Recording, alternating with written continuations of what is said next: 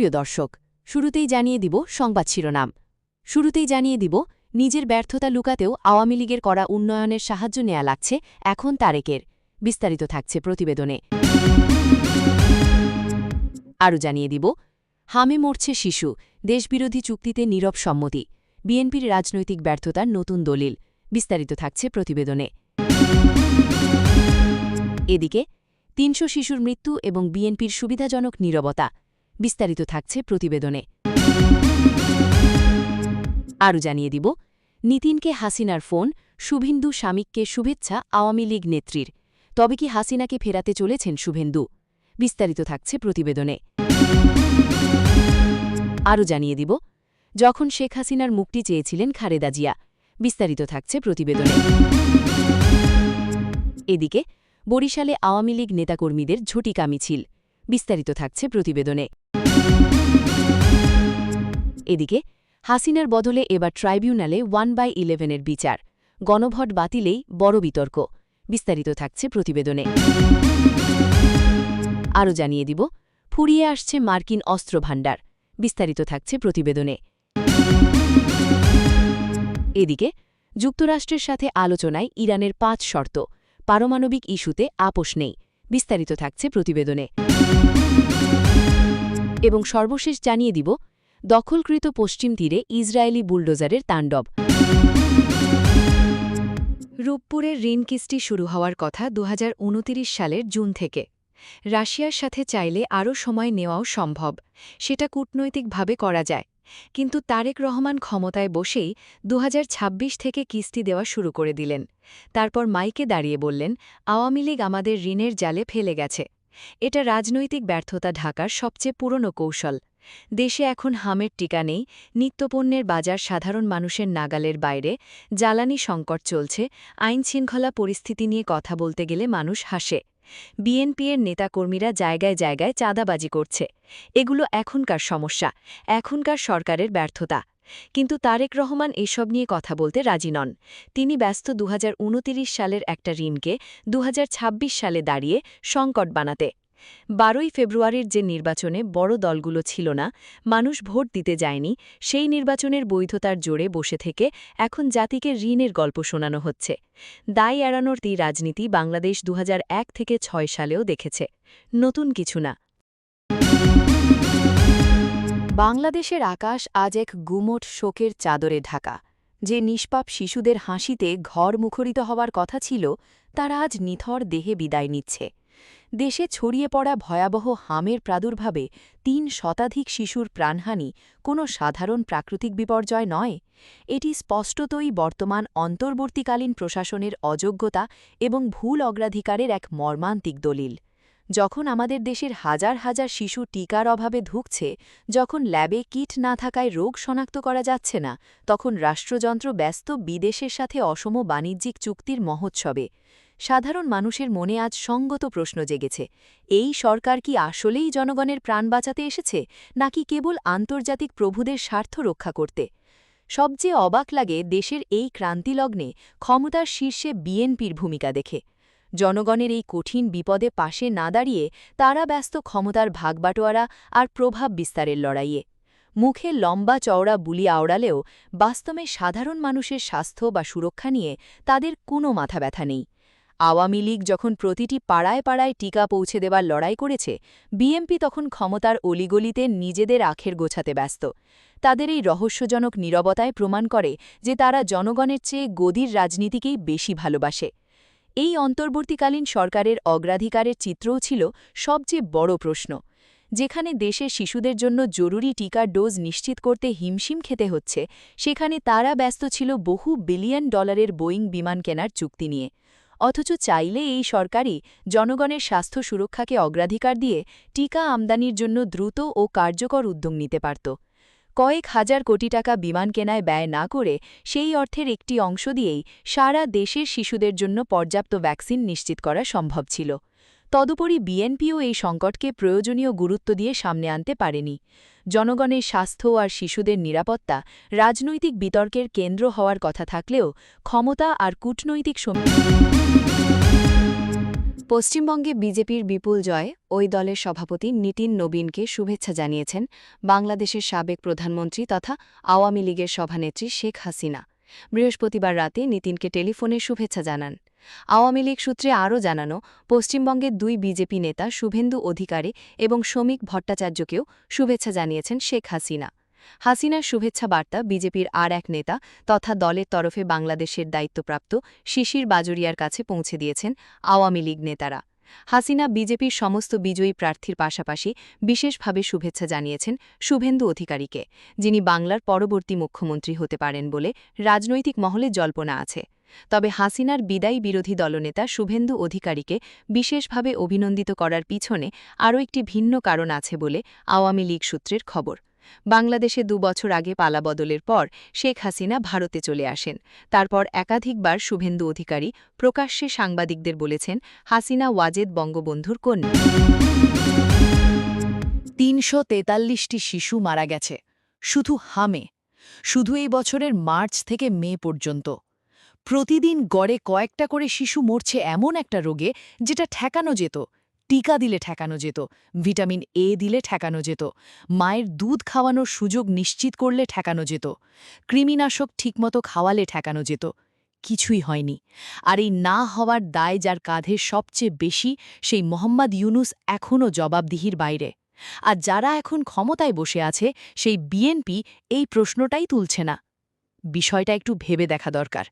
ইউনুস সরকারের আমলে হামের টিকা ক্যাম্পেইন বারবার পিছিয়েছে। ২০২৫ সালের জানুয়ারিতে হওয়ার কথা ছিল, হয়নি। সেপ্টেম্বরে নেওয়া হয়েছিল, সেটাও হয়নি।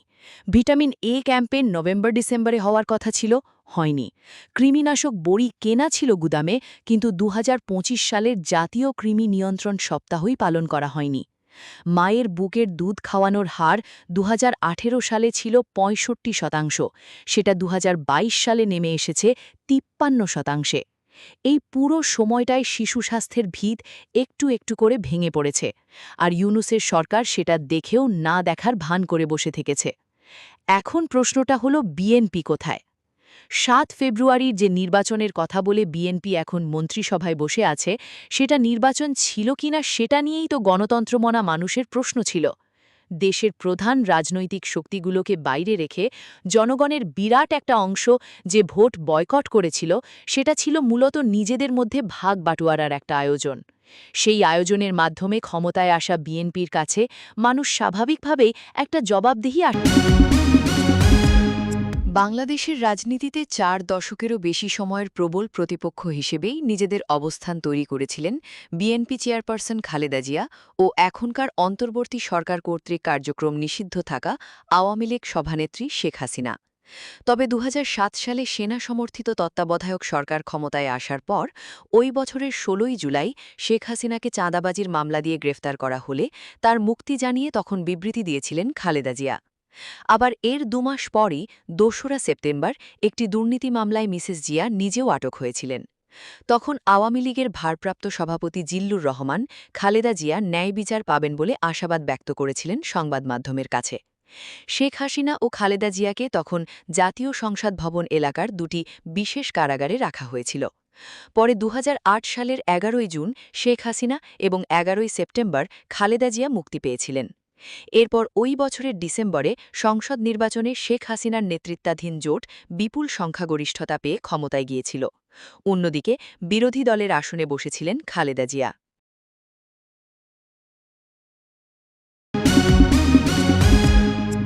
বরিশালের গৌরনদীতে কার্যক্রম নিষিদ্ধ আওয়ামী লীগের নিষেধাজ্ঞার দাবিতে ঝটিকা মিছিল করেছেন একদল নেতাকর্মী।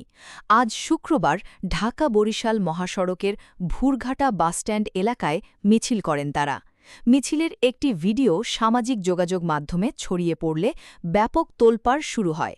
জানতে চাইলে গৌরনদী মডেল থানার ভারপ্রাপ্ত কর্মকর্তা ওসি মোহাম্মদ তারিক হাসান রাসেল বলেন, ভোরে নিষিদ্ধ সংগঠনের ছাত্রলীগের কতিপয় কর্মী পার্শ্ববর্তী কালকিনি থেকে এসে ভুরঘাটা বাসস্ট্যান্ডে ঝটিকা মিছিল করেছে। খবর পেয়ে পুলিশ তাৎক্ষণিক ঘটনাস্থলে পৌঁছানোর আগেই তারা দ্রুত সটকে পড়ে। এ বিষয়ে পুলিশ তৎপর রয়েছে। জানা গেছে, কার্যক্রম নিষিদ্ধ আওয়ামী লীগ নেতা শেরনিয়াবাদ আশিক আব্দুল মোল্লার নির্দেশে গৌরনদী উপজেলা কলেজ ও পৌর ছাত্রলীগের উদ্যোগে ঝটিকা মিছিলটি ভুরঘাটা বাসস্ট্যান্ডের বিভিন্ন সড়ক প্রদক্ষিণ করে। প্রত্যক্ষদর্শীরা জানান, ভুরঘাটা বাসস্ট্যান্ডের ব্রিজের ওপর থেকে প্রায় অর্ধশতাধিক নেতাকর্মী মিছিল নিয়ে ভুরঘাটা বাসস্ট্যান্ডের বিভিন্ন সড়ক প্রদক্ষিণ করেন। এ সময় মিছিলে অংশগ্রহণকারীরা আওয়ামী লীগের নিষেধাজ্ঞা প্রত্যাহারের দাবিতে বিভিন্ন স্লোগান দেন। উপজেলা যুবলীগের নেতা মামুনুর রশিদ মনু মোল্লা ও ছাত্রলীগ নেতা মোহাম্মদ মাসুম সর্দারকে মিছিলের নেতৃত্ব দিতে দেখা যায়। এর আগে গতকাল বৃহস্পতিবার ভোরে ইরান যুক্তরাষ্ট্র চলমান সংঘাত নিয়ে সিআইএ ও মার্কিন গোয়েন্দা সংস্থাগুলোর এক গোপন প্রতিবেদনে চাঞ্চল্যকর তথ্য ফাঁস হয়েছে। প্রতিবেদনে দাবি করা হয়েছে, প্রেসিডেন্ট ডোনাল্ড ট্রাম্প ইরানের সামরিক সক্ষমতা নিয়ে জনসমক্ষে যে দাবি করছেন, বাস্তব চিত্র তার সম্পূর্ণ উল্টো। মার্কিন গোয়েন্দা তথ্যানুযায়ী দীর্ঘমেয়াদী হামলা ও অবরোধ সত্ত্বেও ইরানের ৭০% ক্ষেপণাস্ত্র মজুদ এখনও পুরোপুরি অক্ষত এবং তাদের ৯% ভূগর্ভস্থ ক্ষেপণাস্ত্র ঘাঁটি ও উৎক্ষেপণ কেন্দ্র বর্তমানে সচল রয়েছে। নিউ ইয়র্ক টাইমসে প্রকাশিত এই প্রতিবেদনে বলা হয়েছে, গত ৯ মার্চ ট্রাম্প দাবি করেছিলেন যে ইরানের সামরিক শক্তি ধূলিসাৎ হয়ে গেছে, কিন্তু গোয়েন্দা সংস্থাগুলো বলছে হরমুজ প্রণালীর পাশেই অবস্থিত ৩৩টি ঘাঁটির মধ্যে ৩০টি ইরান পুনরায় সক্রিয় করে তুলেছে। এই সামরিক শক্তি পুনরুদ্ধারের ফলে মার্কিন যুদ্ধজাহাজ ও তেলের ট্যাঙ্কারগুলো এখন চরম ঝুঁকির মুখে। অন্যদিকে যুক্তরাষ্ট্র তার অস্ত্রের মজুদ নিয়ে সংকটে পড়েছে। গত কয়েক মাসের যুদ্ধে পেন্টাগন প্রায় ১১০০টি স্টিলথ ক্রুজ মিসাইল এবং ১,০০০-এর বেশি টমাহক ক্ষেপণাস্ত্র ব্যবহার করেছে, যা তাদের বার্ষিক সংগ্রহের চেয়ে কয়েক গুণ বেশি। এছাড়া ১৩০০-র বেশি পেট্রিয়েট ইন্টারসেপ্টর ব্যবহারের ফলে মার্কিন আকাশ প্রতিরক্ষা ব্যবস্থাও চাপের মুখে পড়েছে। এদিকে ইরানের বিপ্লবী গার্ড বাহিনী আইআরজিসি সরাসরি ট্রাম্পকে উদ্দেশ্য করে বলেছে, তাদের এপিক রেজ অপারেশন ব্যর্থ হয়েছে। ইরান বর্তমানে কোনো পরাজিত পক্ষ হিসেবে নয়, বরং বিজয়ী শক্তি হিসেবে শান্তির জন্য ৫টি কঠিন শর্ত জুড়ে দিয়েছে। তেহরানের শর্তগুলোর মধ্যে রয়েছে লেবানন ও গাজা সহ সকল ফ্রন্টে যুদ্ধ বন্ধ করা, সকল নিষেধাজ্ঞা প্রত্যাহার ও জব্দকৃত সম্পদ ফেরত দেওয়া, হরমুজ প্রণালীতে ইরানের সার্বভৌম অধিকারের স্বীকৃতি, যুদ্ধের ক্ষতিপূরণ এবং যুক্তরাষ্ট্রের সাথে নতুন করে আলোচনায় বসার জন্য ৫টি পূর্বশর্ত দিয়েছে ইরান। তেহরান স্পষ্ট জানিয়ে দিয়েছে, এই শর্তগুলো পূরণ না হওয়া পর্যন্ত ওয়াশিংটনের সাথে কোনো দ্বিতীয় দফা সংলাপে তারা অংশ নেবে না। ইরানের আধা সরকারি বার্তা সংস্থা ফার্স নিউজ এজেন্সি এই তথ্য নিশ্চিত করেছে। ইরান বলছে, এই শর্তগুলো কোনো চূড়ান্ত দাবি নয়, বরং পুনরায় আলোচনা শুরু করার জন্য একটি ন্যূনতম আস্থার জায়গা তৈরি করা। শর্তগুলো হল: ১. লেবানন সহ সব ফ্রন্টে বৈরিতা ও শত্রুতা বন্ধ করা। ২. ইরানের ওপর থেকে সকল নিষেধাজ্ঞা প্রত্যাহার করা। ৩. ফ্রিজ বা আটকে রাখা ইরানি সম্পদ ছেড়ে দেওয়া। ৪. যুদ্ধজনিত ক্ষয়ক্ষতির জন্য ইরানকে ক্ষতিপূরণ দেওয়া। ৫. হরমুজ প্রণালীতে ইরানের সার্বভৌমত্বের স্বীকৃতি দেওয়া। পাকিস্তানের মধ্যস্থতায় মার্কিন যুক্তরাষ্ট্রের দেওয়া ১৪ দফার পাল্টা জবাবে ইরান এই ৫ শর্ত দিয়েছে। এর আগে মার্কিন প্রেসিডেন্ট ডোনাল্ড ট্রাম্প জানিয়েছিলেন যে তাদের প্রস্তাবের মূল লক্ষ্য ইরানকে পারমাণবিক অস্ত্র অর্জন থেকে বিরত রাখা। তবে ইরান সাফ জানিয়ে দিয়েছে, পারমাণবিক প্রযুক্তি এবং ইউরেনিয়াম সমৃদ্ধকরণ নিয়ে কোনো আপোষ বা আলোচনা হবে না।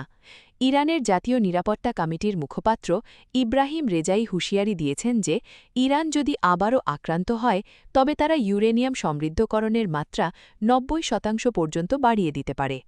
উল্লেখ্য, ২০২৬ সালের ফেব্রুয়ারিতে শুরু হওয়া ৪০ দিনের রক্তক্ষয়ী সংঘাতের পর ৮ এপ্রিল দুই পক্ষ যুদ্ধবিরতিতে সম্মত হয়। বর্তমানে সেই যুদ্ধবিরতি কার্যকর থাকলেও লোহিত সাগর ও ওমান উপসাগরে মার্কিন নৌ অবরোধের কারণে দখলকৃত পশ্চিম তীরে অবৈধ বসতি সম্প্রসারণের লক্ষ্যে আবারও তাণ্ডব চালিয়েছে ইসরায়েলি বাহিনী। জেরুজালেমের দক্ষিণ পূর্বাঞ্চলীয় আল ইজারিয়া শহরে ইসরায়েলি বুলডোজার দিয়ে অন্তত ৫০টি ফিলিস্তিনি দোকান গুঁড়িয়ে দেওয়া হয়েছে। একটি নতুন সড়ক নির্মাণের অজুহাতে এই উচ্ছেদ অভিযান চালানো হয়, যা মূলত ইহুদি বসতি স্থাপনকারীদের সুবিধার্থে তৈরি করা হচ্ছে। ইসরায়েলি বসতি বিরোধী সংগঠন পিস নাউয়ের পরিচালক হাগিত ওফরান জানান, ইসরায়েল এই এলাকায় একটি নতুন রাস্তা তৈরির পরিকল্পনা করছে যাতে ফিলিস্তিনিদের যাতায়াত বিকল্প পথে ঘুরিয়ে দেওয়া যায়। এর মূল উদ্দেশ্য হল কৌশলগতভাবে গুরুত্বপূর্ণ E1 এলাকাটি ফিলিস্তিনিদের জন্য সম্পূর্ণ বন্ধ করে দেওয়া। গত মঙ্গলবার এই ধ্বংসযজ্ঞ চালানো হয়। ক্ষতিগ্রস্ত দোকান মালিকরা জানান, উচ্ছেদের মাত্র ১ সপ্তাহ আগে তাদের নোটিশ দেওয়া হয়েছিল। অনেক মালিক দাবি করেছেন, ভবন নির্মাণের অনুমতি নেই এমন ঠুনকো অজুহাতে তাদের উচ্ছেদ করা হয়েছে। ফিলিস্তিনি আইনজীবীরা ইসরায়েলের সুপ্রিম কোর্টে আপিল করলেও তা কোনো কাজে